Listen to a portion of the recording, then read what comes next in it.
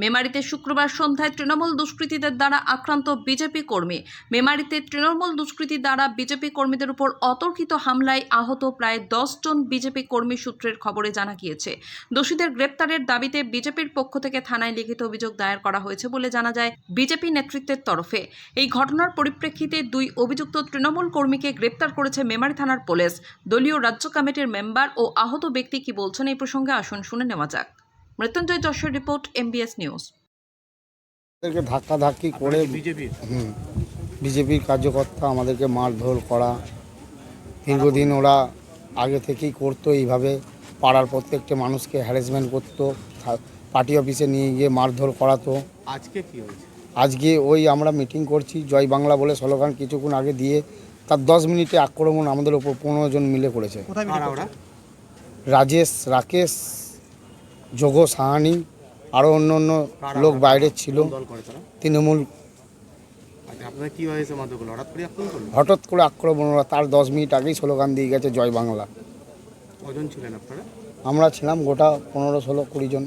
সবাইকে মারধর করেছেন? সবাইকে বলতে আমাদের 6-7 জনকে মেরেছে, বাকি সব ঠেলাঠেলি।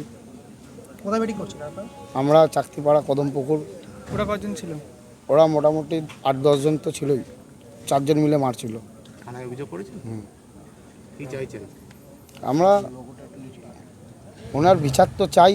উনি দীর্ঘদিন তৃণমূলের সময় আমাদেরকে প্রচুর হ্যারাসমেন্ট করেছে। আমাকে 500 বার ওই পার্টি অফিসে ডাক করিয়ে ঠেট, মার, ধর, টাকা দাও, পয়সা দাও। বেআইনিভাবে আইসক্রিম কল চালাই, কোনো লাইসেন্স নেই। কি করে 2 নম্বরই রাজেশ সাহানি। আপনি বিজেপি করেন? হ্যাঁ। কোন দল করেন আপনি? আমি বিজেপি। আপনার নাম?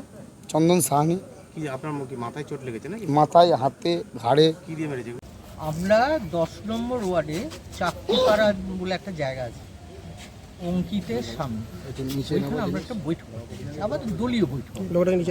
এবং সেই বৈঠকে আমাদের কর্মীদের মধ্যে কথা হচ্ছে, এটা করা হবে, ওটা করা হবে। আমাদের একটা ছেলে আমাদের বলছে হ্যাঁ এগুলো ইয়ে দরকার, এইসব পাড়ায় সব এরকম বদমাইশি করছে, ইয়ে করছে। এখনও পর্যন্ত আমাদের 20 করে যাচ্ছে, আমি ছেড়ে দিই, বাদ দিয়ে দিই। কে 20 করছে না, আমরা করিনি বলেই 2-3 জন ঢুকে গেল। কারা? ওরা টিএমসি করতো, এখন মানে বিজেপি করবে এরকম ধান্দায়।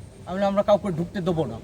আমাদের রাজ্য সভাপতির, মাননীয় রাজ্য সভাপতির নির্দেশ আছে যে কোনো টিএমসি যারা 4 তারিখের পর এসছে তাদের ঢুকতে দেওয়া হবে না। দিয়ে এসে বলছে আমরা বিজেপি করি, অমুক করি, দিয়ে এসে আমাদের ছেলেগুলোকে গলা টিপে ধরেছি,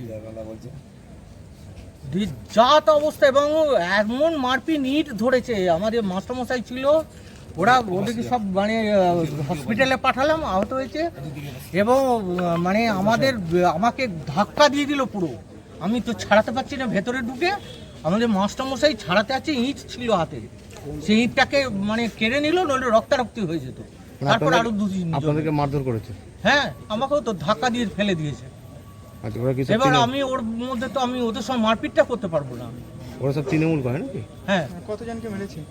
ওরা আমাদের 2-3 জন, 6 জন না, 6 জন ছিল।